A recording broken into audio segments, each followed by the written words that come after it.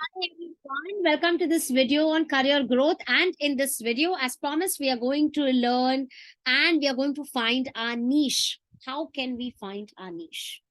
Before going ahead, I want you to understand what is niche. Niche is nothing but your talent. Niche is nothing but your expertise. Niche is nothing but your skill.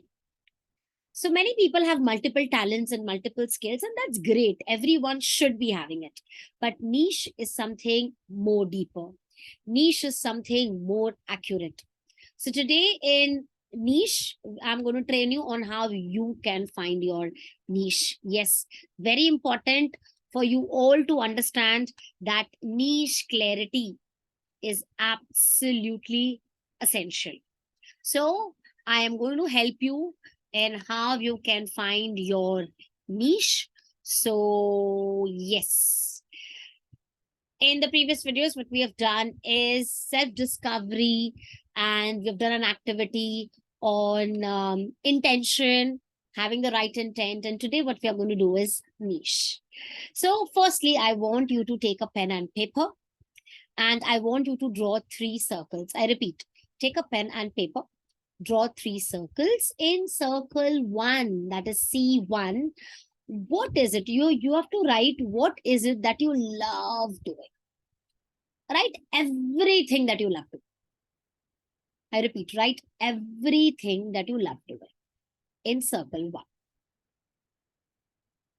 So if you love to do reading or photography or communication or coding, whatever you like, you are going to write down in circle 1.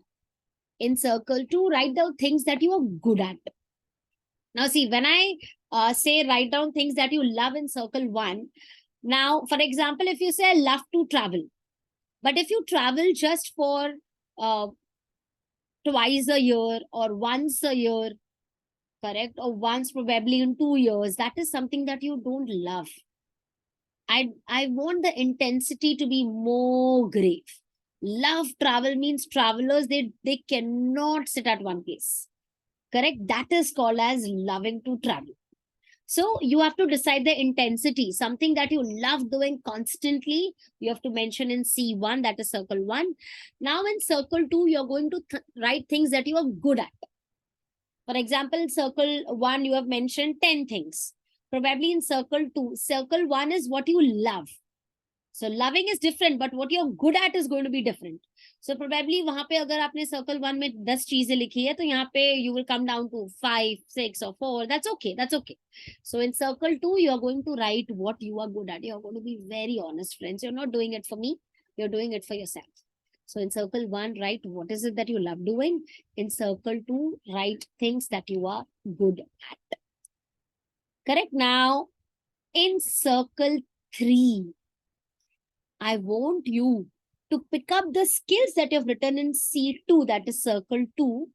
And in circle 3, write those skills that you know those skills are going to pay you.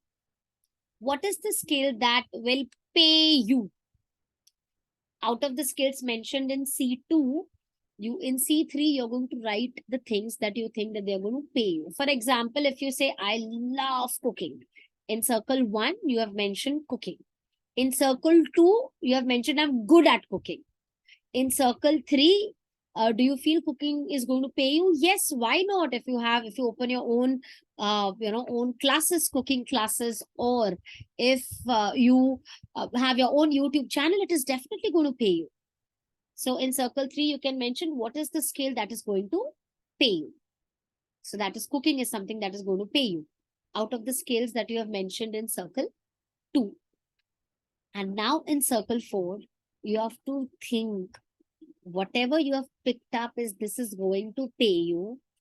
What is it that has a big market? If you have chosen cooking, do you feel cooking has a big market? Yes, of course. There are so many people who don't know cooking and they want to learn cooking. So cooking definitely has a bigger market. I've just given you a random example of cooking. You have to think if you want to become a singer, correct? So does singing have a big market according to you? You have to search the market and you have to think what suits you the best.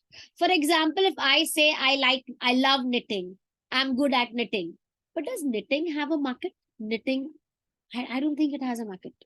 So my skill that I love or I'm good at is not going to pay me. Correct? So I'm going to pick up from circle 2 something that is going to pay me. And that's very important. And now the intersection of these circles is actually your niche, is actually your talent, is actually your skill. Let me just show you. Let me just show you what I exactly mean. This is circle 1. That is what you love. This is circle 2. That is what you are good at. This is circle 3. What you can be paid for. And this is circle 4. What the world needs. Correct? 1, 2, 3, and 4. What you love and what you're good at is called passion. You love it. For example, I love cooking and I'm good at cooking means that's my passion. What I'm good at and what I am paid for. For example, if you are good at cooking and you're paid for cooking, for example, if you take cooking classes and you're paid for it, means that's your profession. For example, I love communication. I'm good at communication, so that's my passion. I get paid for my communication, so that becomes my profession. And does it have a market? Yes, it has a market, absolute big market. And the intersection of all this is called ikigai. What all skills you love, you are good at, you're going to be paid for, and the world needs it. Whatever you have mentioned that has all the 4 is your ikigai, is your niche, is your skill, is your talent. And that is what is very important for you to know. Now, what is this ikigai? Ikigai is a Japanese principle. There is an island where people live, and the people living on this island, okay, a lot of people stay, and the people living on this island are very happy and they follow this ikigai principle. They're always happy, they're very satisfied, they're always fulfilled because they love what they do and they are good at it. They get paid for. So, when all these segments of our life meet, definitely it is going to be, discovering ourselves.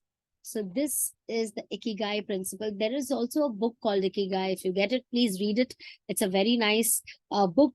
So these people who live on this island, they are believed to be living for near about 100 or more than 100 years. And they are very happy people. And they've termed it as Ikigai. And they have not left that island ever. They are just there for years and years and years and years. And these people follow the Ikigai principle. And that is what is your niche that we have learned.